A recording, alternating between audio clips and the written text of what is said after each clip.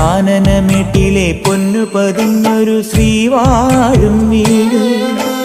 കന്നിയയ്യപ്പന്റെ കുഞ്ഞു മനസ്സിലെ ഓങ്കാരക്കനവ്. നാമം ജപിക്കുമെൻ ആത്മാവിലായിരം കർപ്പൂരത്തെളിവ്. നാദവേദങ്ങളൻ നാവിൽ തുളുമ്പുന്നതയ്യാനിൻ കനവ്. ഇരുമുടിയിലെ ഇഹപരമത നീക്കി നീയാറാട്.